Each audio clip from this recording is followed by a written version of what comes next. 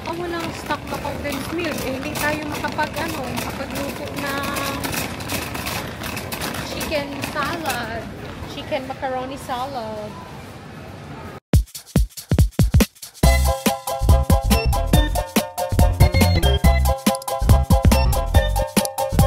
Hola! Good morning! And welcome back to my YouTube channel. This is Kim Adele. For today's vlog ay pupunta kami ng Minjungbal. Minjungbal is New South Wales. Sa Tweed Heads.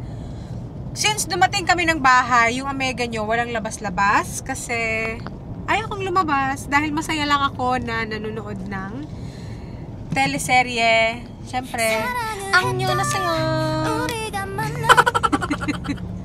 So yes, yon Wednesday kaming dumating, ng araw ngayon, Sabado. So, ngayon lang ako ulit lumabas. And, ayan, tamad-tamad look, pero nakapag-lipstick. Wow! So, punta lang kami ni Habi sa grocery. Hindi naman sana kami lalabas ngayon, pero may mga cravings kasi tayong gustong kainin. Like, magbibimbap ang Omega nyo sa kakapanood ng Korean. Ano yung sa'yo, Opa? Ganang style. So, yes, samahan nyo kami mag-grocery ng pang-bibimbap. And let's see kung ano pa yung lulutuin natin. Gusto kong macaroni chicken. What do you think? Meron akong macaroni sa bahay na wala pa nagamit. Diba mayroon ka chicken? Meron akong macaroni. Saan galing doon mo yung chicken? Anong gawin mo gani? Kuan? Anong yung lutuin mo mamayang gabi? Satay? Pero, ubusin mo yung chicken mo. Saan gani yung chicken mo? Pwede yung gamitin konti. Pero mas maganda man magluto ng macaroni chicken kapag may buto, di ba? Okay na itong blast. Hindi dry. Konti lang man. 500 grams lang naman yung macaroni. So, gagawa tayo ng macaroni kasi nasa bahay tayo buong week. Kailangan natin ng pagkain. So, ito yung daan namin. Oh, pang-pang, di ba? Kaya ikaw, kung magmamaneho ka ditong laseng, good luck. Kasi alam nyo, wala masyadong ilaw dito mga amiga. Walang mga, ang tawag niyan ga? Basta yan, yung mga ilaw na yan. Kapag gabi, mahirap mag-drive dito. Kaya ako paminsan, gusto kong mag-drive, pero wag na lang kasi yung mata natin, astigmatism, tapos, lalo na, mahirap mag-drive dito kapag ulan. Nakakatakot. Tingnan nyo naman yan, oh. Pang-pang agad yan, mga amiga. So, maganda rin naman ang view dito kasi bukid, alam mo yung countryside. Tapos, within 20 minutes, makakapunta na kami ng dagat.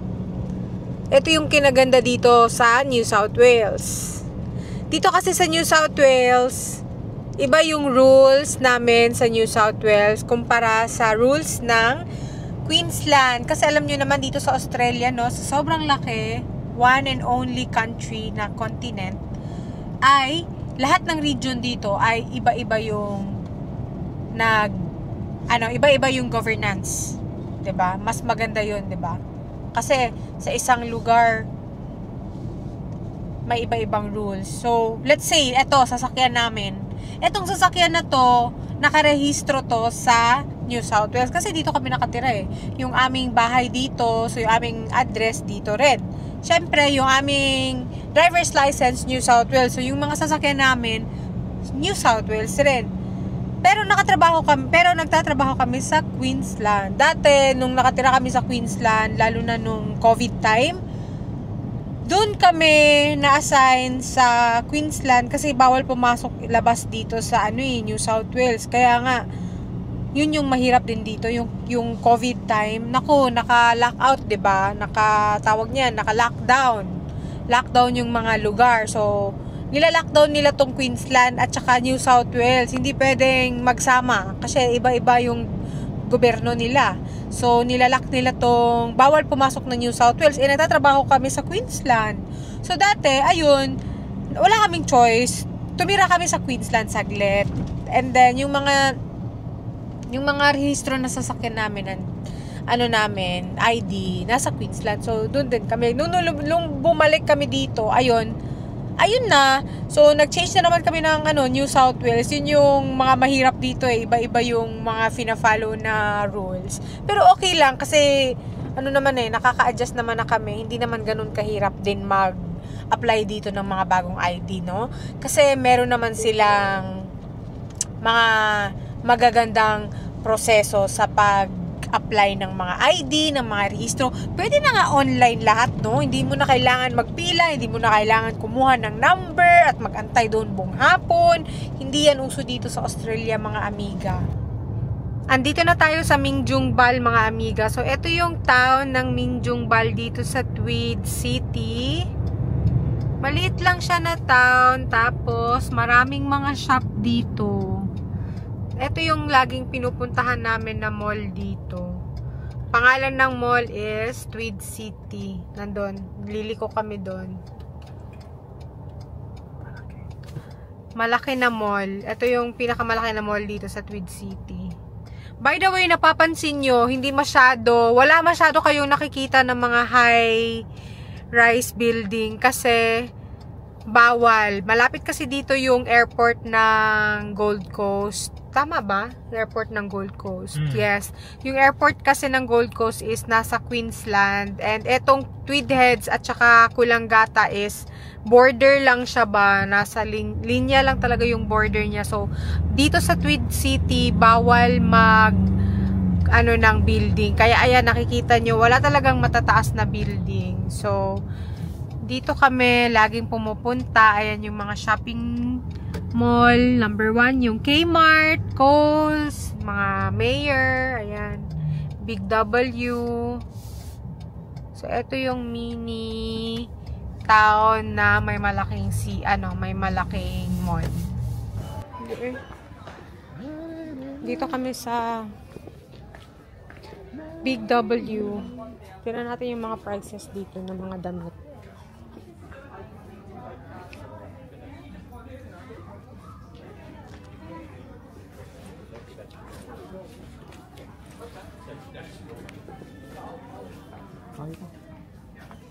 Polo, sikip na di itong kuan. 7 bucks lang. Kaya lang, ano man di ay? Pwede. Ga, kani? Kasi partner naman na. Large. White na long sleeve man. Long leaves man. Long leaves. Mirror selfie. Sukatin mo.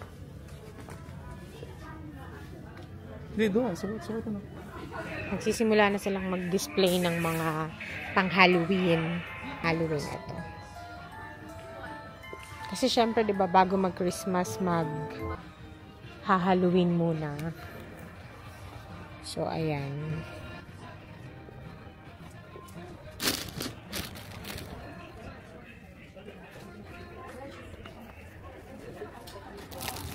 Ito, may mabili pa ng mga costumes. Pang bata, pang adults. Ayan. Kain na muna kami kasi nagutom. Let's try this.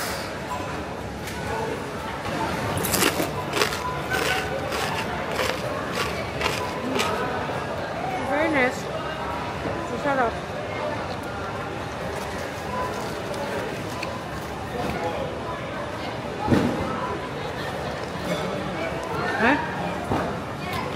So, bago kami pumunta ng grocery, kain muna kami ng sushi. Kasi mag-alauna na, hindi pa kami nakapag-lunch. Kumain kami sa bahay kanina. Si Abby, ang kinain niya kanin. Ako, lang, saging.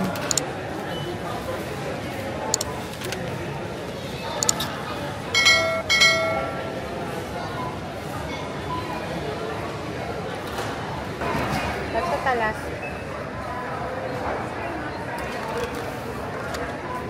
Very sausaw.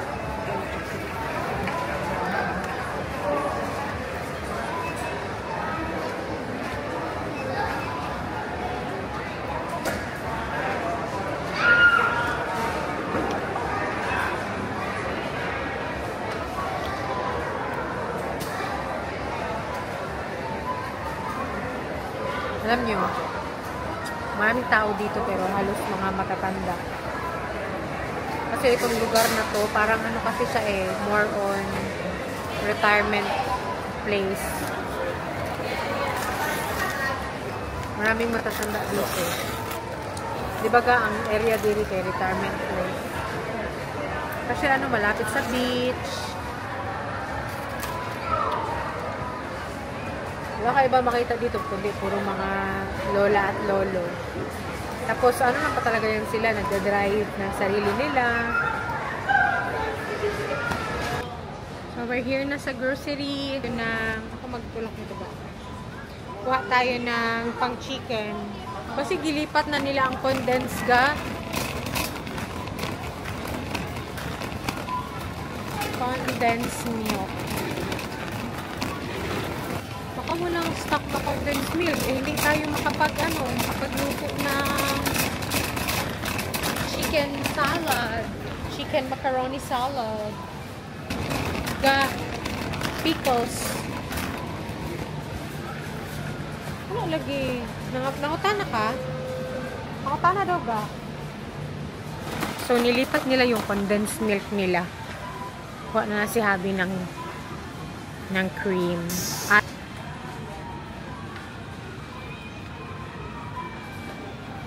500 grams yun ga. Nawa man kay milk. Ha? Nawa man kay cream o condense. Ah, okay lang. Sige. Excuse. Ang tagal makapili. Baliktad kasi kami ni Habi. Kung siya ang nagro-grocery, matagal talaga yan makakapili ng mga bilhin. Pero may listahan naman siya. Kasi ako, wala akong listahan. Kung ano lang yung maisip ko na bilhin. Oh, saan na naman yun? Tagal talaga makapili dyan.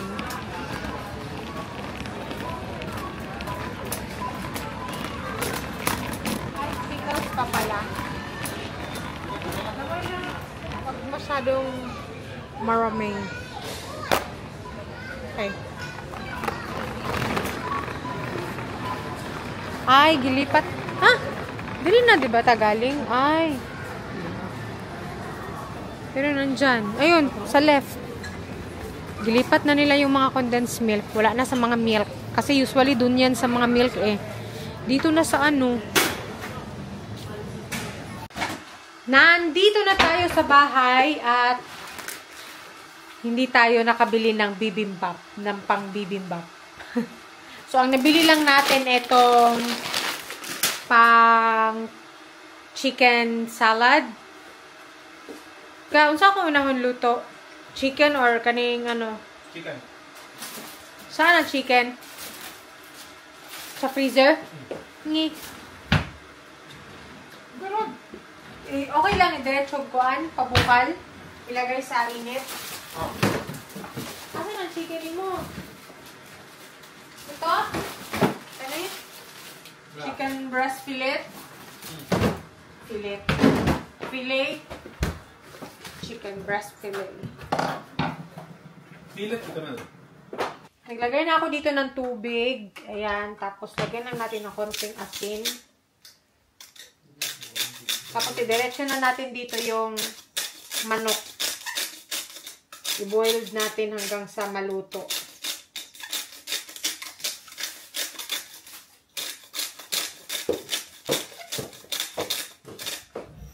Ayan. Ubusin eh. Ang laki nito ga. Ito gani ko? Ang tigas. Akin na lang yan, be. Oh, Gana ba ni timpla ni? meron. Sa'yo mo naman ang ano. Naku, paano ito tanggalin mo? Ang tigas. Tigas to sa bato.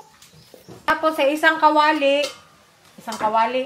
kaldero, lagyan natin ng tubig para lutuin na naman natin ito. Isabay na natin siya sa manok. Lagyan natin ng tubig. Tapos, lagyan natin ng mantika at asin ulit.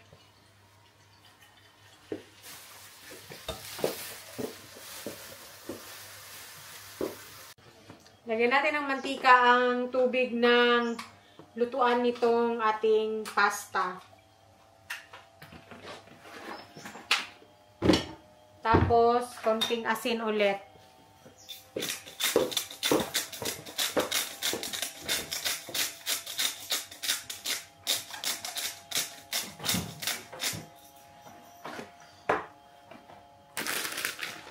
muna natin bago natin ito ihulog. May saging pala ako nito kanina, oh. Yan yung aking breakfast and lunch. Ay, breakfast lang pala kasi nag-lunch kami dun sa sushi. Ito na mga amiga, nilagay ko na din itong ating macaroni dito sa pinakulo natin na tubig. So, ayan. Tapos, yung ating manok, malapit na rin siguro maluto. So, nasa bahay kasi tayo ng, mga ilang araw. Hindi ako kumakain ng breakfast sa simula nung dumating kami. Ito na lang yung ating kakainin kapag lunch. Chicken macaroni salad. Tagal-tagal na rin tayong hindi kumakain ng chicken macaroni. Ito yung isang ingredients ng ating chicken salad. Pickles. I love pickles. Mga amiga, luto na ang ating macaroni. Pwede na nating iahon. At i-strain.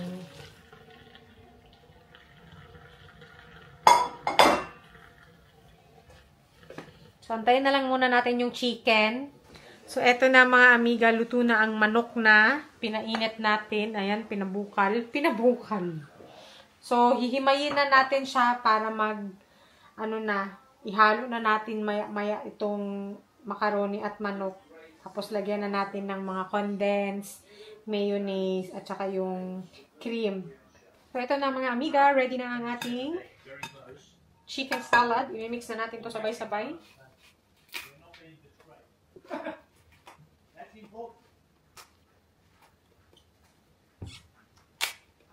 Ay, tigas naman ito. Okay. I need knife. Knife na muna natin i-touch. So, cream.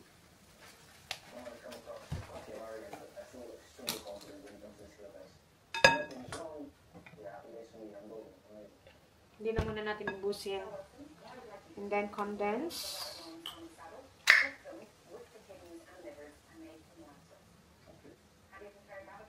Hindi rin natin ubusin.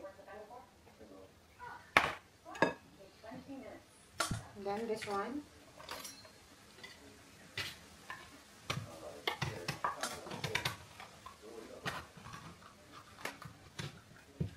Na kailangan ng knife.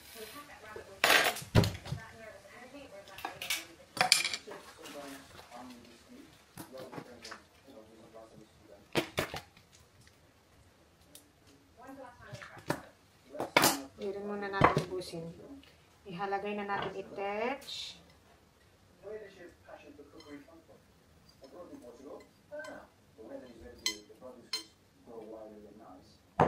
Yan ang chicken.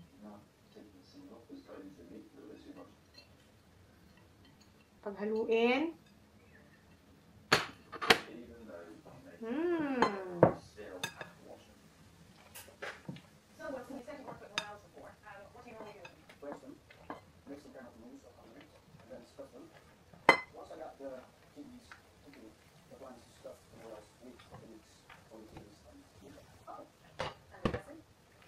Lagyan natin ng maraming cream para hindi dry. So mga amiga, nakalimutan ko pala ng carrots at saka capsicum. Kasi kapag mag-chicken salad, dapat may carrots at capsicum talaga.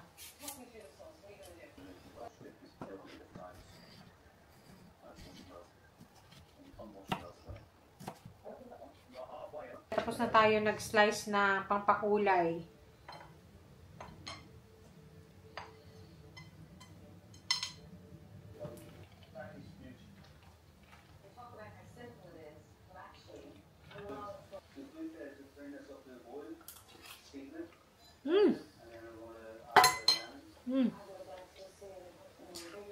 Sarap.